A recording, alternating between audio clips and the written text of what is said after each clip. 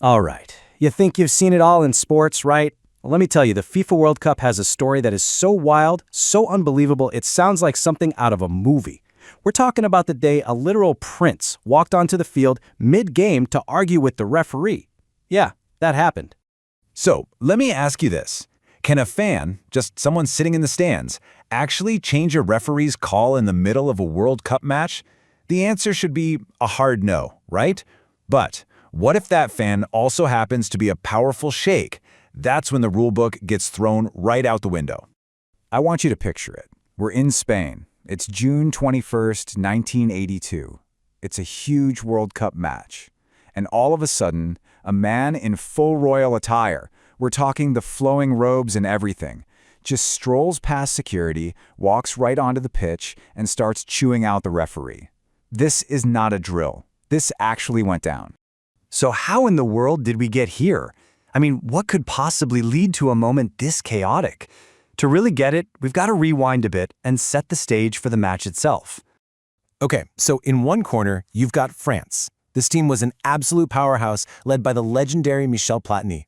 They were one of the favorites to win the whole thing. And in the other corner, you have Kuwait. For them, this was their first and still their only time ever qualifying for the World Cup. They were the ultimate underdogs, a real David versus Goliath situation. And, well, the game was going pretty much exactly how you'd expect. With only about 13 minutes left to play, France was cruising with a comfortable 3-1 lead. The game was basically over. Or so everyone thought.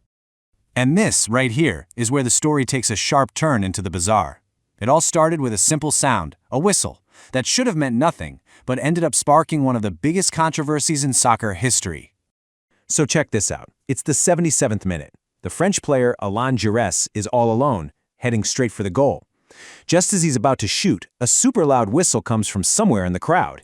Hearing that, the Kuwaiti defenders just stop. They completely freeze, thinking the ref blew the play dead.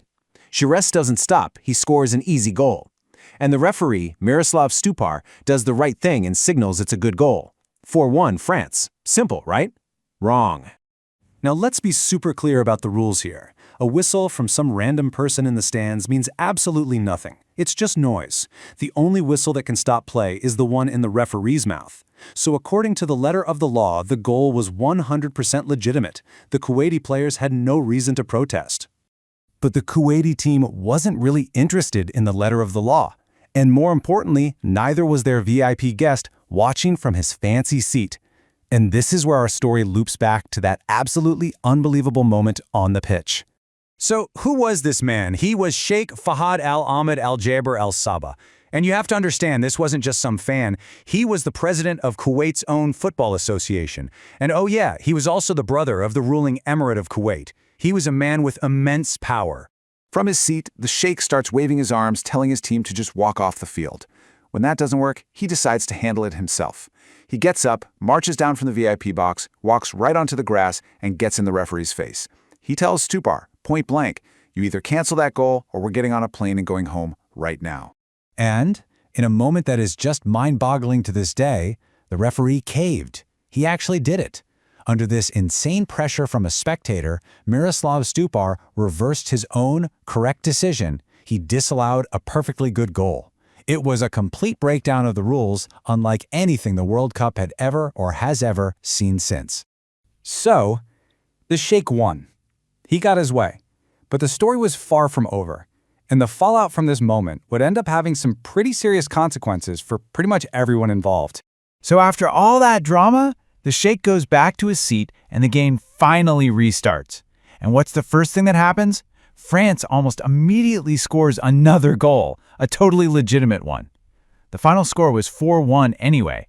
So in the end, that whole protest, it didn't even change the outcome of the match, but it definitely changed a few lives. So let's look at the final score, so to speak. Sheikh Fahad got what he wanted and was slapped with a pretty small $10,000 fine from FIFA. No big deal for him.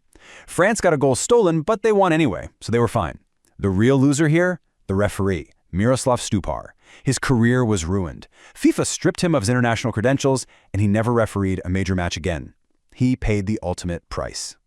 And as for Sheikh Fahad, his story takes a final, tragic turn. Just 8 years after this wild moment on a soccer field, he was killed. He died on the front lines, fighting to defend Kuwait's Dasman Palace during the Iraqi invasion in 1990. It's a detail that adds this incredible, complex layer to the man who so fiercely and wrongly defended his team's honor that day in Spain. So it all leaves us with this really tricky question. You see, in the Sheikh's mind, he wasn't a bully. He was a patriot correcting what he saw as an injustice against his country. But to the rest of the world, he just broke the rules because he was powerful enough to do so. It really makes you wonder, where is that line? When does defending your honor cross over into just being a cheat?